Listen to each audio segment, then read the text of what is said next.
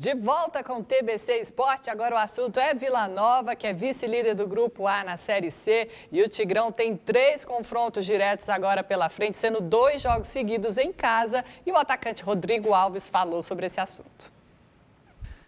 A gente tem esses 2 jogos agora que, sem dúvidas, pode nos garantir posições bastante favoráveis dentro da competição, que são jogos diretos, né? E contra equipes também que estão brigando ali, que a gente sabe que são de qualidades muito boas. Então, a gente tem que focar nessa semana. Sabemos que é uma equipe que a gente já sofreu fora de casa e vem buscando seus pontos também fora de casa. A gente sabe que vai ser um jogo muito difícil, mas acho que a nossa equipe já mostrou a nossa qualidade, o nosso poder também de jogar aqui dentro. Então, creio eu que vai ser um jogo muito bom e a gente pode sair daqui vitorioso. Bom, jogo complicado, jogo difícil, porque afinal de contas está valendo classificação, né? À medida que vai avançando ali, precisa pontuar. O que vocês acham? A postura do Vila deve ser a mesma? Comecem, meninos. O Vila, na verdade, adquiriu um jeito de jogar, né? Independente do adversário, independente se é dentro ou fora de casa. A postura do Vila Nova é sempre a mesma. É uma equipe que espera ter uma defesa sólida, que sai para o jogo, não fica recuado o tempo inteiro e busca vencer. Apoio depende muito também da presença, da participação dos seus meio-campistas, ora o Dudu, ora o Pablo. É um time que tem um padrão de jogo, a gente nota isso no time do Vila Nova, que é um time bem treinado pelo Bolívar. Acredito que, independente dos adversários, são 3 duelos indigestos contra concorrentes diretos, inclusive, coincidentemente, estão os 3 dentro do G4 ao lado do próprio Vila Nova, mas acredito que a gente vai ter mais do mesmo, o Vila Nova seguindo como atuou até aqui nas 11 rodadas anteriores da Série C. O Vila que pode completar um turno de invencibilidade na Série C na segunda-feira, Daniel. Pois é, pode ter um turno de invencibilidade, pode avançar na tabela, chegando ali muito próximo das primeiras posições, pode se vingar da derrota que teve contra o Ferroviário. Então, tudo depende do trabalho que vai ser feito. O Vila hoje anunciou jogador novo, né? Está de volta ao time do Vila, que é o menino Felipe, que estava no Sion da Suíça. Sim. Ele saiu do Vila, foi para o Sion em 2018 e está retornando agora. É um atacante veloz. A gente espera que ele possa se reintegrar logo e jogar para o Vila Nova. O Vila Nova precisa de opções ali no ataque, apesar de ter bons jogadores. Então, acho que o Vila está indo no caminho certo. Vamos ver. Logo a gente vai tá agendando para trazer aqui no programa de diretoria do Vila para falar a única coisa que me preocupa, e eu já externei isso aqui diversas vezes, que é o extracampo, é saber como que estão o dia a dia do Vila Nova, como é que estão as dívidas, como é que está o dinheiro ali com os jogadores, se está tudo em dia, para que o Vila não tenha os problemas que já teve outras vezes de chegar em reta final de campeonato e não conseguir arcar com seus compromissos e acabar desmotivando o elenco. Evandro, Daniel falou ali em vingança, não é qualquer vingança, afinal de contas perdeu por 4-0 para o Ferroviário, depois disso consolidou ali na defesa, a melhor defesa do campeonato, foi vazada apenas depois pelo Manaus e, se eu não me engano, foi pela equipe... Sofreu 6 gols, não foi? 6 gols, isso. 6 gols. Se não 2 deles para o Manaus e 4 para o Ferroviário. Se não fossem aqueles 4 do Ferroviário, a defesa do Vila estava batendo recorde na temporada, né? Mas eu acredito o seguinte, o Vila tem que se preocupar em ganhar o jogo. São 2 jogos que ele terá aqui, em sequência, Ferroviário e Remo. Ganhando os 2, o Vila acabou, passou, está classificado, vai pensar na fase seguinte do campeonato, porque depois ele ainda terá Jacuipense aqui, terá mais outro jogo, não, terá mais um, terá mais 2, né? Ele teria 5 no retorno. Ele fez com Manaus, faz esses 2 agora e terá mais 2. Um deles é Jacuipense, que ganhou fora também. O outro é o Botafogo da Paraíba. Botafogo da Paraíba. Gostou do retorno do Felipe? O Felipe, pelo menos, muito polido, ele vai chegar aqui.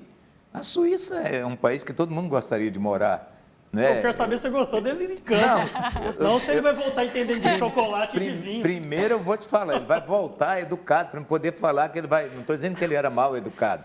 Vai voltar disciplinado, porque na Europa aprende-se disciplina também acima do jogador de futebol. Se ele vai jogar, eu não sei. A volta dá a sensação de que fracassou por lá. Tem um outro menino, o Baltazar, que estava jogando, Isso, batendo gols, né? Acabou se firmando mais lá no Sion.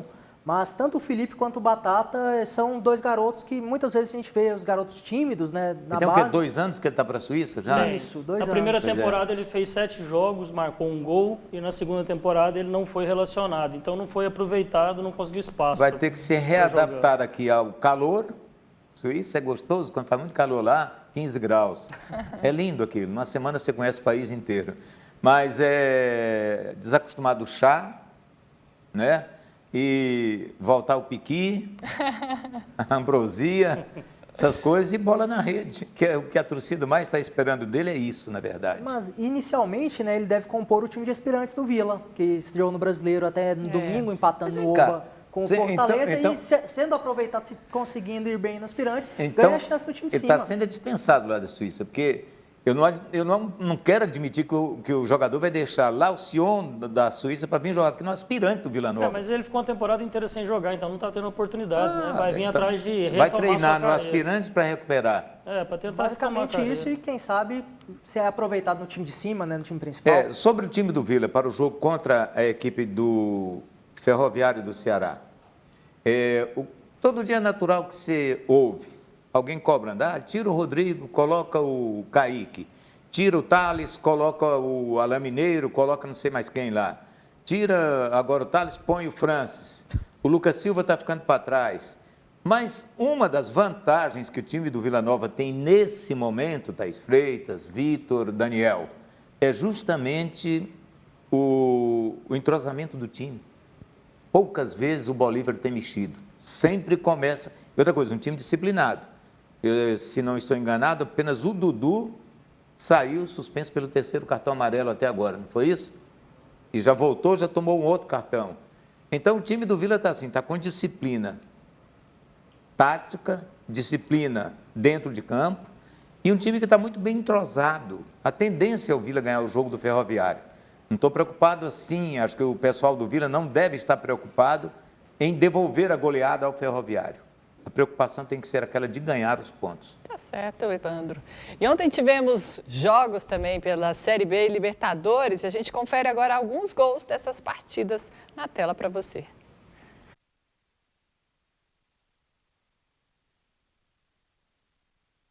Nacional do Peru, no Morumbi, o Vitor Bueno fez um belíssimo gol, abrindo o placar, um belo gol também do Binacional. São Paulo acabou vencendo esse jogo por 5-1, uma despedida digna. Quem se destacou além do Vitor Bueno também o Pablo, que marcou 2 gols nesse jogo. O São Paulo acaba na 3ª posição do grupo grupo D. E River Plate e LDU acabaram se classificando. O único brasileiro fora, né? Exatamente. Nessa fase. Dessa fase de grupo, só o São Paulo ficou pelo caminho. Tivemos também outras partidas. A Libertadores é o belíssimo gol do Pablo, né? Terminou classificado para a Sul-Americana com essa vitória, na 3ª posição. A brincadeira hoje entre os torcedores era que o São Paulo havia goleado para conquistar a vaga na Sul-Americana. Exatamente. Aí a gente teve também outras 2 partidas, né, envolvendo times brasileiros. O Atlético Paranaense acabou poupando boa parte dos titulares, inclusive são as imagens que a gente está vendo aí, e perdeu para o Peñarol, o jogo de 2 viradas lá no Uruguai. O gol de empate foi marcado pelo Lúcio Gonzalez, cruzamento do Nicão na área, o Lúcio com a perna esquerda completou. Depois o Atlético virou ainda no primeiro tempo, um belo chute fora da área do Christian. No segundo tempo tomou a virada em 2 bolas pelo alto da equipe uruguaia. O Atlético Paranaense com essa derrota acabou ficando em 2º lugar do grupo, poupou jogadores e foi ultrapassado pelo Jorge Wilstermann da Bolívia, mas menos mal para o Furacão, que avançou, se classificou. E o outro jogo foi o Santos, né?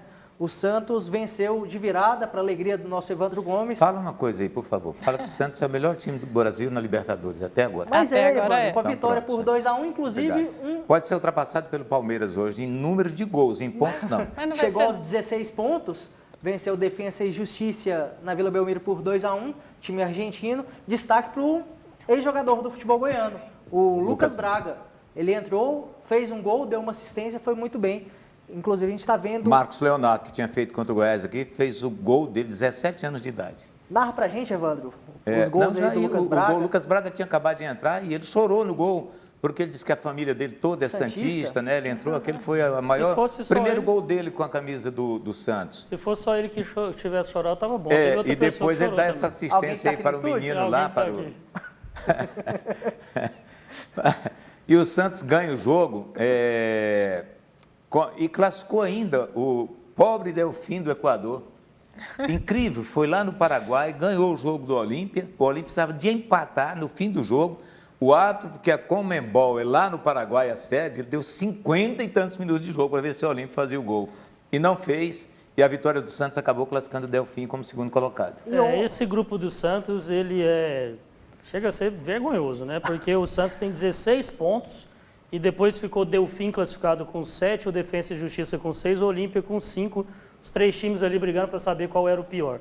E com relação ao São Paulo, que o Vitor falou que é uma despedida honrosa, eu encaro de outra maneira. Mesmo com a goleada, é uma despedida que faz com que o São Paulo reveja o que ele tem feito. Apesar de não ter feito uma campanha ruim esse ano, num grupo onde você tem Liga de Quito, River Plate e o Binacional, com exceção do River Plate, você não pode ser desclassificado numa primeira fase de Libertadores, um clube do tamanho do São Paulo, com os jogadores que tem. E o grande ponto, o São Paulo perdeu para esse Binacional, né? Foi a única equipe que conseguiu Exatamente. perder pontos e perdeu o jogo lá no Peru. Então, Exatamente. o time do Binacional é bem abaixo dos concorrentes do grupo. Meninos, e mais times brasileiros entram em campo hoje pela Libertadores. Olha a agenda para você. Flamengo enfrenta o Júnior Barranquilla na Colômbia, 9h30 da noite dessa quarta-feira, mesmo horário que o Palmeiras recebe o Tigre. Tigre Amanhã, da Argentina, né?